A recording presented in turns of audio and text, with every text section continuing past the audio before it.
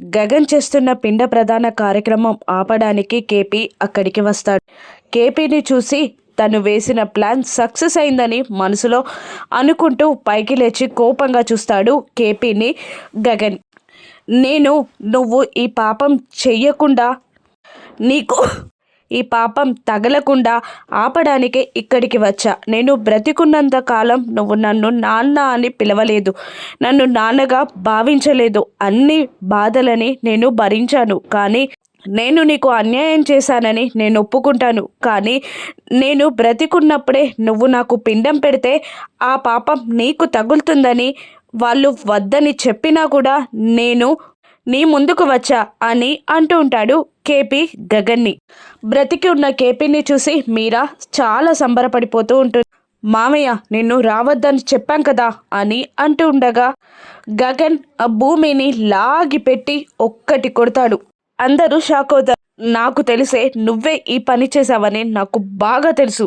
అసలు ఆయన్ని బయటికి రప్పించడానికే నేను ఈ పిండ ప్రధాన కార్యక్రమాన్ని మొదలుపెట్టాను అని గగన్ అంటూ ఉంటాడు. తనకేం తెలీదు గగన్, నేనే చేశానంతా అని అంటూ ఉంటాడు కేపీ. భూమికి సపోర్ట్గా శారద కూడా మాట్లాడబోతూ ఉంటుంది. తనకేం తెలియదురా, తన ప్రాణాల్ని కాపాడడానికే ఇలా చేశాం అని అంటూ ఉండగా ఒక రాక్షసుడు మరొక రాక్షసి గురించి మాట్లాడుతుంటే ఛీ, నాకు చాలా అసహ్యంగా ఉంది.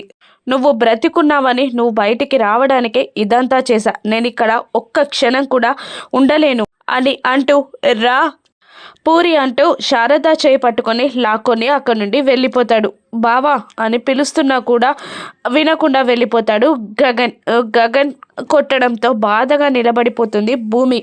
పక్కనే ఉన్న చెర్రీ నాన్న అంటూ కేపీని హక్ చేసుకుంటాడు. కేపీ బ్రతికే ఉన్నందుకు చాలా సంబరపడిపోతూ ఉంటాడు చెర్రీ. చెల్లెలి భర్త బ్రతికుండడంతో చెల్లెలికి పసుపు కుంకుమలు ఉన్నాయని సంతోషంగా ఫీల్ అయిన శరత్ చంద్ర కుంకుమని తీసుకొచ్చి మీరాకి అందిస్తూ, నిండు ముత్తైదు అయిన నువ్వు కొన్నాళ్ళు పసుపు కుంకుమలు లేకుండా ఉండవలసి వచ్చిందమ్మా, ఇప్పుడు పెట్టుకో, నీకు ముత్తైతనం ఉంది అని అంటూ కుంకుమ అందించగా కన్నీళ్లతో కుంకుమ పెట్టుకొని హ్యాపీగా ఫీల్ అవుతూ ఉంటుంది మీరా. గోరెంటాకు వాడిక్కడికి వస్తే నీకు ప్రాబ్లం ఏమో అని అంటూ ఉండగా, లేదు అడ్డంగా సూర్య ఉన్నాడు కదా అని అంటూ సూర్యకి కాల్ చేస్తుంది అపూర్వ. నేను చెప్పాను కదా సార్, నేను చెప్పినట్టే జరుగుతుంది, వాడు బ్రతికే ఉన్నాడు, బయటికి వచ్చాడు అని అంటూ మా ఇంటికి వస్తే మా ఆయనే ఆయన్ని షూట్ చేశాడని చెప్పేస్తాడు. మీరా దగ్గర మా ఆయన పరువు పోతుంది, మా ఆయన జైలుకు వెళ్లాల్సి వస్తుంది, మా ఆయనకి సపోర్ట్ చేసినందుకు మీరు ఐఆర్ అఫీషియల్స్కి సమాధానం చెప్పాల్సి వస్తుంది అని ఎస్పీ సూర్యాని రెచ్చగొడుతూ ఉంటుంది అపూర్వ. మేడం, మీరు బయటికి తీసుకొస్తానన్న మాట మీకు గుర్తుంది, కానీ మరుక్షణంలో నా చేత వాడు చంపబడతాడన్న మాట మీకు గుర్తుకు లేదా? నేను స్టేషన్లో లేను, ఇంటికి వెళ్ళే దారిలోనే ఉన్నాను. నా చేతుల్లో నుండి వాడు తప్పించుకోలేడు, వాడిని నేను చంపేస్తాను మేడం అని అంటూ కోపంగా కాల్ కట్ చేస్తాడు సూర్య. కన్నింగా నవ్వుకుంటూ ఉంటుంది అపూర్వ.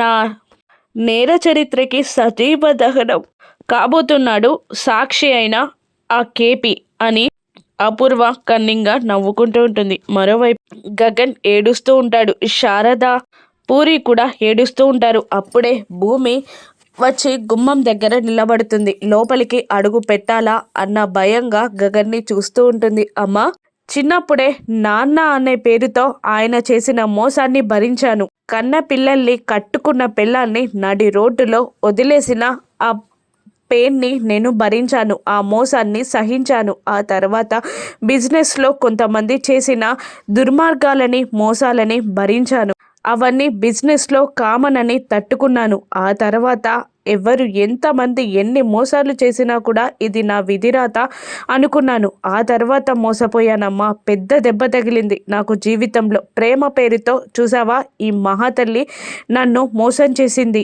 ఈవిడ కొట్టిన దెబ్బకి ఎన్నో నిద్రలేని రాత్రులు, ఎన్నో ఆటంకాలు, మానసిక క్షోభని అనుభవించాను. ఇది నా రాత అని సరిపెట్టుకున్నాను. కానీ నువ్వేం చేసావమ్మా? నా లోకమే నువ్వనుకున్నాను, నా ప్రాణమే నువ్వనుకున్నాను.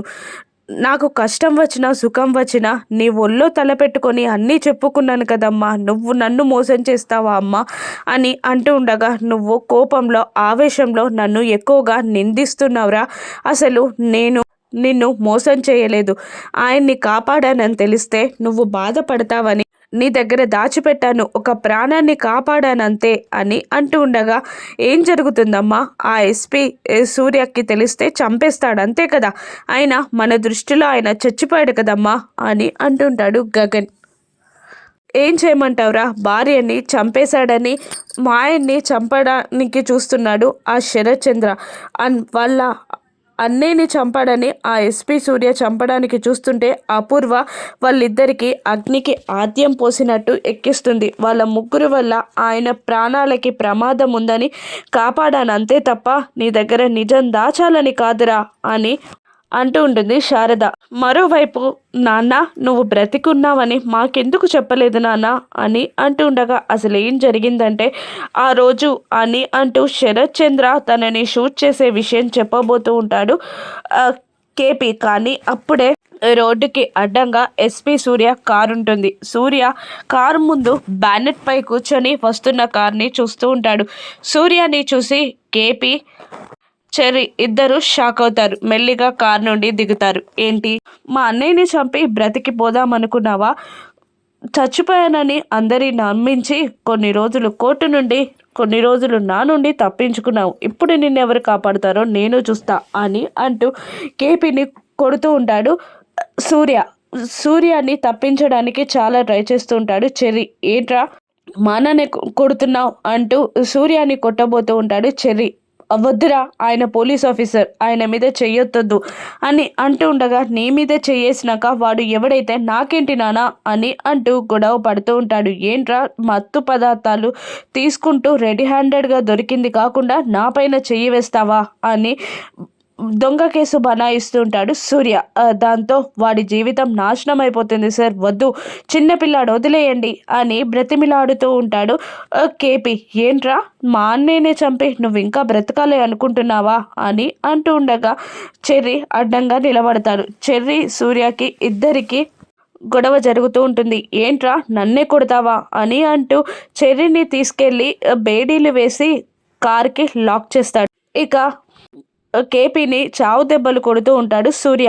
మరోవైపు, నేను మోసం చేయలేదని శారద గగన్కి చెప్తూ ఉంటుంది. ఇక అప్పుడే అన్నయ్య కాపాడతాడు అని అనుకుంటూ చెర్రీ మరొక హ్యాండ్తో పాకెట్లో ఉన్న మొబైల్ తీసి గగన్కి కాల్ చేస్తాడు. కానీ గగన్ కోపంగా ఉండడంతో ఫోన్ లిఫ్ట్ చేయడు. ఫోన్ ఎవరా అని చూసి, చెర్రీ ఫోన్ చేస్తున్నాడు బావా అని అంటూ ఉండగా సైలెంట్గా ఉండిపోతాడు.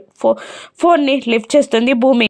అన్నయ్య అంటూ ఉండగా, చెప్పు చెర్రీ, మీ అన్నయ్య మాట్లాడే మూడ్లో లేడు అంటూ ఉండగా, నేను ఎలాగైనా మాట్లాడాలి అని అంటుంటాడు చెర్రీ మాట్లాడాలంట బావా అన్న సైలెంట్గా ఉండిపోతాడు గగన్. మీ అన్నయ్య మాట్లాడే స్థితిలో లేడు అని అంటూ ఉండగా, ఒక్కసారి స్పీకర్ ఆన్ చేయి భూమి అనగానే స్పీకర్ ఆన్ చేస్తుంది భూమి. అన్నయ్య, నేను ఇంటికి వెళ్తూ ఉండగా ఆ సూర్య మమ్మల్ని అడ్డగించాడు. మా అన్నయ్యని చంపావా అంటూ నాన్నని చావు దెబ్బలు కొడుతున్నాడన్నయ్య, రక్షించన్నయ్య, లొకేషన్ షేర్ చేస్తున్నా, లొకేషన్ పెడుతున్నా, వచ్చేయ్ అని అంటూ కాల్ కట్ చేస్తాడు. బావా అని అంటూ ఉండగా సైలెంట్ అయిపోతాడు. ఆయన్ని కాపాడరా అని అంటూ ఉంటుంది శారద. నేనెందుకు కాపాడాలమ్మా? పాము గుడ్లని తిన్నట్టు పిల్లల్ని తినే రకమైన నేను కాపాడను. ఆయన ఎప్పుడో చచ్చిపోయారని నేను అనుకుంటున్నాను. నాకు కాపాడాల్సిన అవసరం లేదు. ఆయన బ్రతికున్నా లేకపోయినా ఒకటే అని గగన్ అంటూ ఉండగా శారద ఏడుస్తూ ఉంటుంది. అవును బావా, నీకు చచ్చినా బ్రతికినా ఒకటే. కానీ ఆ ఇంట్లో మా మీరా అత్తకి, చెర్రీకి నీ తర్వాత ప్రాణ స్నేహితుడు ఆయనే. పెళ్ళి కావాల్సిన బిందుకి నానాయన, ఆయనని కాపాడాలి బావా అని అంటూ ఉండగా సైలెంట్గా ఉండిపోతాడు గగన్.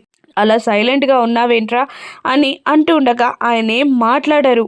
ఇక నేనే వెళ్తా, ఏదో ఒకటి చేస్తా అని అంటూ ఫోన్ అక్కడే పెట్టి పరిగెడుతూ ఉంటుంది భూమి అని శారద అంటున్నా కూడా వినిపించుకోకుండా పరిగెడుతూ ఉంటుంది భూమి. ఇక మరోవైపు కేపీని చావు దెబ్బలు కొడుతూ ఉంటాడు సూర్య. ఇక గగన్ కాపాడతాడా?